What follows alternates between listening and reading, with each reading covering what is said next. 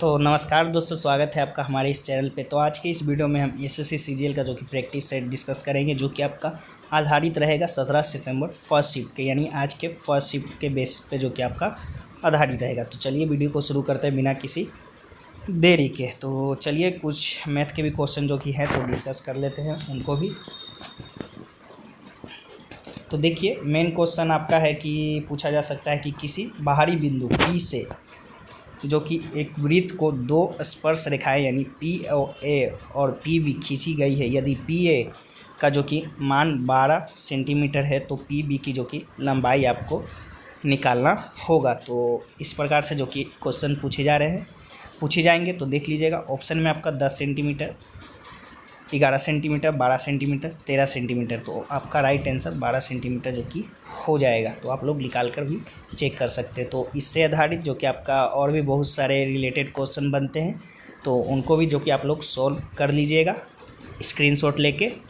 तो आप लोग ले लीजिए स्क्रीनशॉट और सॉल्व करके आंसर जो कि मैच कर लीजिएगा। देखिए, बहुत से क्वेश्चन जो कि हमने ऐड कर दिए हैं। तो इस प्रकार से जो कि क्वेश्चन आपका एग्जाम में पूछे जाते हैं मैथ में। देखिए, दूसरा क्वेश्चन जो कि आपका sin A plus cos B equal to इतना, जो कि 5/4 था।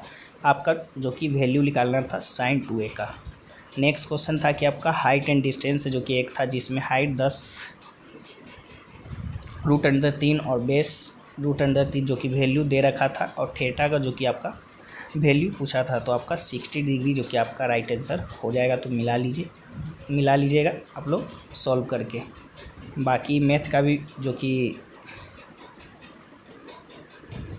एक जो कि आपका सिंप्लीफिकेशन से पूछा जा रहा है, एक स्फेयर का क्वेश्चन जो कि पूछा जा रहा है, वहीं आपका कोऑर्डिनेट ज्योमेट्री से जो कि आपका क्वेश्चन आ रहा है। तो ये सब टॉपिक है जो कि आप लोग देख कर जाइएगा। बाकी चलिए पॉलिटी के क्वेश्चन को डिस्कस कर लेते हैं। आज मैंने पॉलिटी का जो कि क्वेश्चन ऐड किया है, तो उससे भी डिस्कस कर लेते हैं। पहला क्वेश्चन आपसे पूछा जा सकता है कि भारतीय संविधान का कौन सा अनुच्छेद जो कि यह कहता है कि कोई भी कर कानून द्वारा प्राधिकृत किए बिना जो कि नहीं लगाया जाएगा। तो अनुच्छेद 265 में जो कि आपका ये उल्लेखित है। तो राइट आंसर आपका 265 हो जाएगा। नेक्स्ट है आपका अनुच्छेद 268 के तहत एकत्रित किए गए किस प्रकार बांटे जाते हैं। तो आपका केंद्र द्वारा जो कि वसूल किए जाते हैं, परंतु राज्यों को जो कि सौंपा जाता है। चलिए नेक्स्ट क्वेश्चन आपसे पूछा जा सकता है कि भारतीय संविधान का अनुच्छेद 269 किस प्रकार के करों से जो कि संबंधित है। तो आपका अंतर्राज्यीय यानी इंटर स्टेट व्यापार और वाणिज्य कर से जो कि रिलेटेड है आपका 269। चलिए नेक्स्ट क्वेश्चन की ओर बढ़ते हैं। नेक्स्ट एक क्वेश्चन जो कि आपका नृत्य से पूछा जा सकता है। तो मेन क्वेश्चन आपका आ सकता है कि भागोड़िया नृत्य कब किया जाता है। तो होली के अवसर पे जो कि आपका भागोड़िया नृत्य किया जाता है। तो आपका राइट आंसर हो जाएगा। चलिए, इससे भागोड़िया नृत्य जो कि आपका किस क्षेत्र में जो कि आपका मनाया जाता है। तो गुजरात और मध्य प्रदेश के क्षेत्र में जो कि आपका मनाया जाता है। तो राइट आंसर आपका हो जाएगा। तो ये इसको भी देख लीजिएगा कहाँ मनाया जाता है। चलिए नेक्स्ट क्वेश्चन की ओर बढ़ते हैं। एक मेन क्वेश्चन आपसे पूछा जा सकता है, स्टेटमेंट बेस है आपका तो बहुत से जो कि क्वेश्चन आपका आ रहे हैं स्टेटमेंट बेस, तो इसको भी डिस्कस कर लेते हैं। हड़प्पा सभ्यता से संबंधित निम्नलिखित कथनों पर जो कि विचार कीजिए। पहला आपका है कि हड़प्पा की अधिकांश मुहरें जो कि सील्स या स्टीटाइट से बनी हुई थी। दूसरा स्टेटमेंट है आपका मुहरों पर अधिकतर पशु आकृतियाँ पाई जाती थी।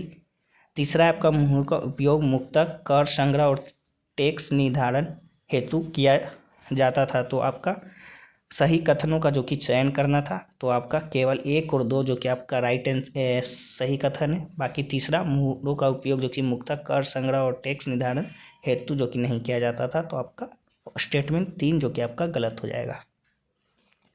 चलिए, इससे हड़प्पा सभ्यता से चलिए और भी प्रश्न जो कि स्टेटमेंट में बेस्ड बन सकते हैं, तो उसे भी डिस्कस कर लेते हैं। पहला प्रश्न आपका बन सकता है कि हड़प्पा सभ्यता से संबंधित कथनों पर जो कि विचार कीजिए। पहला है कि नगरों की सड़कें प्रायः सीधी और समकोण पर मिलती थी। दूसरा कथन है आपका जल निकासी प्रणाली यानी ड्रेनेज सिस्टम सुव्यवस्थित था। तीसरा आपका है नगर योजना को ग्रिड पैटर्न जो कि आपका कहा जाता था। तो सही कथन जो कि चुनना था। तो आपका 1, 2, 3 तीनों जो कि आपका सही कथन है, तीनों जो कि आपका सही कथन है। चलिए नेक्स्ट आपका क्वेश्चन है कि हड़प्पा सभ्यता की मूर्तियों से संबंधित कथनों पर विचार कीजिए। पहला है नृत्य करती हुई युवती यानी डांसिंग गर्ल की कार्स मूर्ति मोहनजोदड़ो से मिली है। दूसरा है आपका पुरोहित राजा की मूर्ति हड़प्पा से मिली है। तीसरा आपका स्टेटमेंट है कि दोनों मूर्तियां हड़प्पा सभ्यता की उत्कृष्ट कला का जो कि उदाहरण है। तो आपका 1 और 3 जो कि आपका सही कथन है मात्र, दूसरा जो कि आपका सही कथन नहीं है। तो केवल 1 और 3 जो कि राइट आंसर आपका हो जाएगा। चलिए नेक्स्ट क्वेश्चन की ओर बढ़ते हैं। नेक्स्ट आपका हड़प्पा सभ्यता में प्रयुक्त धातुओं से संबंधित कथनों पर विचार कीजिए। पहला आपका हड़प्पा वासी तांबा, कांस, सोना और चांदी का जो कि प्रयोग करते थे। दूसरा कथन है आपका लोहा का प्रयोग हड़प्पा सभ्यता में व्यापक रूप से जो कि हुआ।